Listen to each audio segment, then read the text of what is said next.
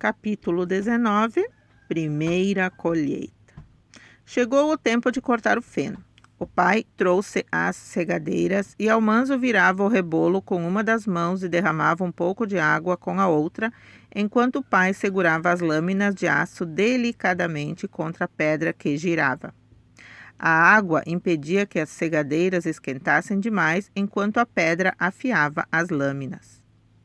Então Almanzo atravessou o bosque e foi até as cabanas dos franceses e disse a Joy francês e a John preguiçoso que viessem trabalhar na manhã seguinte. Assim que o sol secou o orvalho nos campos, o pai, Joy e John começaram a cortar o feno. Caminhavam lado a lado, golpeando o capim alto com as segadeiras, e o emplumado capim de manada caía em grandes feixes.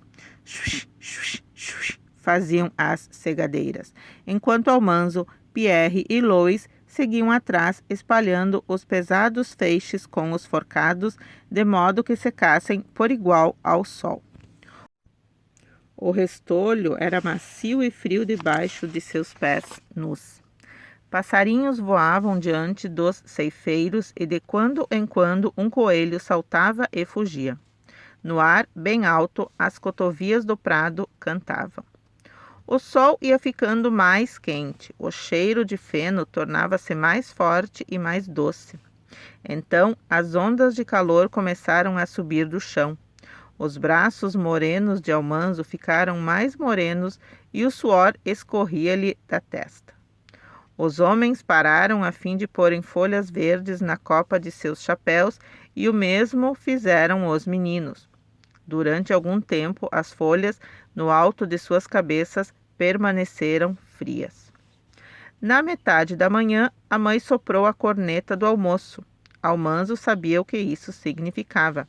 Enterrou o forcado no chão e saiu correndo e pulando para casa através dos campos. A mãe recebeu-o no alpendre dos fundos com a vasilha de leite transbordando de gemada fria. A gemada era feita de leite e creme com muitos ovos e açúcar. Sua superfície espumosa estava pintalgada de condimentos e nela flutuavam pedaços de gelo. Os lados da vasilha achavam-se úmidos de frio. Almanzo rumou lentamente em direção ao campo de feno, carregando a pesada vasilha e uma concha. Pensou consigo mesmo que a vasilha estava cheia demais e que ele poderia derramar um pouco de gemada. A mãe dizia que desperdiçar era pecado. Tinha certeza de que era pecado desperdiçar uma gota daquela gemada. Precisava fazer algo para economizá-la. Pousou o balde no chão, mergulhou nele a concha, retirou-a bem cheia e bebeu. A gemada escorreu maciamente pela sua garganta, refrescando-o por dentro. Quando chegou ao campo de feno, todos pararam de trabalhar. Postaram-se à sombra de um carvalho, empurraram seus chapéus para trás e a concha foi passando de mão em mão até que a gemada acabou. Almanzo bebeu integralmente a sua parte. A brisa agora parecia fresca e John preguiçoso disse, enxugando a espuma de seus bigodes: "Ah, isso conforta o coração de um homem." Então os homens amolaram suas segadeiras, fazendo os rebolos zunirem alegremente nas lâminas de aço, e voltaram com vontade ao trabalho. O pai sempre afirmara que um homem pode trabalhar mais em suas 12 horas se tiver um descanso e bastante gemada pela manhã e à tarde. Trabalharam no campo de feno enquanto havia luz suficiente para enxergarem o que estavam fazendo. As tarefas noturnas foram feitas à luz da lanterna. Na manhã seguinte, os feixes tinham secado e os meninos os amontoaram com grandes e leves ancinhos de madeira que o pai havia feito. Então, Joy e John continuaram cortando feno, enquanto Pierre e Lois o espalhavam atrás deles.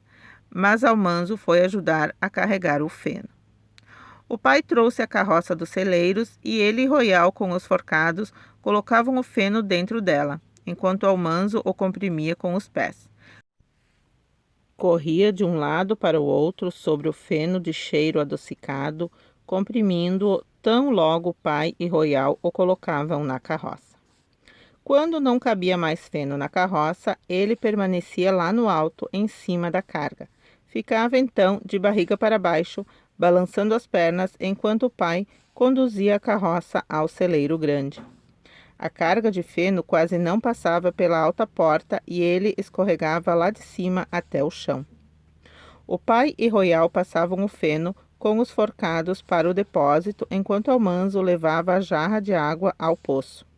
Bombeava, depois pulava e apanhava na mão a água fria e a bebia.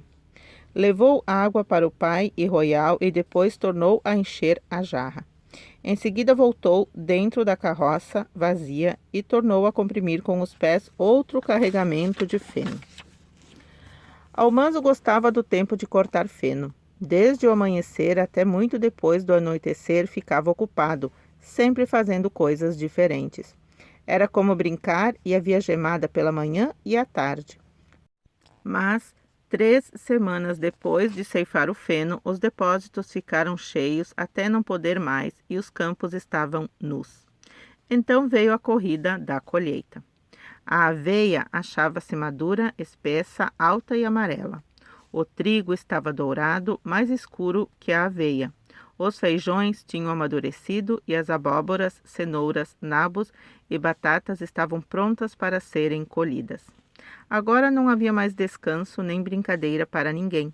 Trabalhavam todos de luz de vela a luz de vela. A mãe e as meninas faziam picles de pepino, de tomates verdes e de casca de melancia verde. Secavam milho e maçãs fazendo conservas. Tudo que a generosidade do verão produzia tinha de ser guardado e nada podia ser desperdiçado. Até mesmo o centro das maçãs era economizado para fazer vinagre e um feixe de palha de aveia achava-se de molho numa tina no alpendre dos fundos. Sempre que a mãe tinha 1 minuto de folga, trançava 1 polegada ou 2 de palha de aveia para fazer os chapéus do próximo verão. A aveia não era cortada com segadeiras, mas sim com gadanhas. As gadanhas têm lâminas como as segadeiras, mas também têm compridos dentes de madeira que apanham os talos cortados e os seguram. Quando cortavam quantidade suficiente para formar um feixe, John e Joy deixavam cair os talos em pilhas arrumadas. O pai, Royal e Almanzo seguiam atrás, amarrando-as em molhos. Almanzo nunca havia amarrado aveia antes. O pai ensinou-o a dar um nó em 2 punhados de talos, formando uma tira comprida. Depois, a juntar uma braçada de hastes de grão, passar a tira fortemente pelo meio, juntar as 2 pontas e amarrá-las com firmeza. Pouco depois, ele já sabia amarrar o molho bastante bem, mas não muito depressa. O pai e Royal amarravam a aveia tão logo os ceifadores a cortavam. Pouco antes do pôr do sol, os ceifadores pararam de ceifar e todos começaram a arrumar os molhos. Toda a aveia cortada devia ser posta de pé antes do escurecer, porque se estragaria se ficasse deitada no chão recebendo o orvalho da noite. Almanzo arrumava os feixes tão bem quanto os outros. Colocava de pé 10 molhos sobre a extremidade dos talos cortados, bem juntos, com todos os grãos voltados para cima. Depois, colocava em cima deles mais 2 molhos, espalhando os talos para formar um teto sobre os 10 feixes. Os montes de aveia pareciam pequenas tendas de índios, pontilhando todo o campo de pálidos restolhos. O campo de trigo estava esperando, não havia tempo a perder. Assim que a aveia foi amontoada, todos correram a cortar, enfeixar e amontoar o trigo. Era mais difícil porque é mais pesado que a aveia, mas Almanzo masculamente fez o melhor que pôde. Em seguida, foi a vez do campo de aveia e de ervilha canadense. As trepadeiras de ervilha achavam-se embaraçadas na aveia, de modo que não podiam ser empilhadas. Almanzo juntou-as em compridas enfiadas com o ancinho. Já era tempo de colher os feijões. Alice teve de ajudá-los. O pai arrastou as estacas de feijão para o campo e as colocou de pé, enterrando-as no chão com um malho. Depois o pai e Royal levaram o grão para os celeiros, enquanto Almanzo e Alice tiravam os feijões. Primeiro puseram pedras ao redor das estacas para manter os feijões fora do chão. Depois os puxavam. Puxavam com ambas as mãos até não aguentarem mais.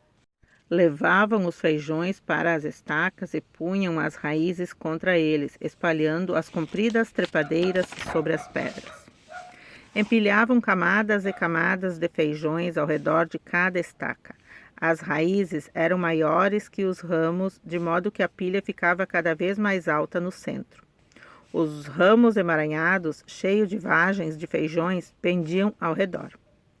Quando as raízes chegavam ao topo das estacas, Almanzo e Alice punham os ramos para cima, formando um pequeno teto para abrigá-las da chuva. Terminada essa estaca de feijões, começavam outra. As estacas eram tão altas quanto Almanzo e os ramos as rodeavam como as saias de Alice. Um dia, quando Almanzo e Alice foram almoçar, encontraram em casa o comprador de manteiga. Vinha todos os anos da cidade de Nova York. Trajava finas roupas da cidade com relógio e corrente de ouro, guiando uma boa parelha. Todos gostavam do comprador de manteiga e o almoço era empolgante quando ele se encontrava lá. Trazia todas as novidades sobre política, moda e preços da cidade de Nova York. Depois do almoço, Almanzo voltou ao trabalho, mas Alice ficou para ver a mãe vender manteiga. O comprador desceu a adega onde se achavam as tinas de manteiga cobertas com limpos panos brancos. A mãe levantou os panos e o comprador enfiou seu comprido testador de manteiga de aço até o fundo da tina. O testador de manteiga era oco, com uma brecha do lado. Quando o retirou, havia na brecha uma comprida amostra de manteiga. A mãe não fez absolutamente nenhuma barganha, disse com orgulho. Minha manteiga fala por si mesma. Nenhuma amostra de todas as outras tinas tinha a menor lista. De alto a baixo, em cada tina, a manteiga da mãe era do mesmo dourado firme. Almanzo viu o comprador de manteiga partir em seu carro e Alice veio pulando até o campo de feijões, sacudindo seu chapéu de sol pelos cordões. Ela gritou, adivinhe o que ele fez? Que foi? Perguntou Almanzo. Disse que a manteiga da mãe é a melhor que ele já viu até hoje. E pagou a ela. Adivinhe o que pagou? $1 por quilo. Almanzo estava espantado. Nunca ouvira falar num preço desses para a manteiga. Tinha 250 quilos, disse Alice. Quer dizer que são $250. Deu a ela todo esse dinheiro e ela está se preparando para ir imediatamente depositá-lo no banco. Pouco depois, a mãe saiu no carro, vestindo seu melhor chapéu de sol e sua bombazina preta. Estava indo à cidade naquela tarde, num dia útil e em plena colheita. Nunca fizeram uma coisa dessas antes, mas o pai achava-se ocupado nos campos e ela não guardaria em casa todo aquele dinheiro durante a noite. Almanzo sentiu-se orgulhoso. Sua mãe era provavelmente a melhor fabricante de manteiga de todo o estado de Nova York. O povo da cidade de Nova York a comeria e diria como era boa e ficaria a imaginar quem a teria feito.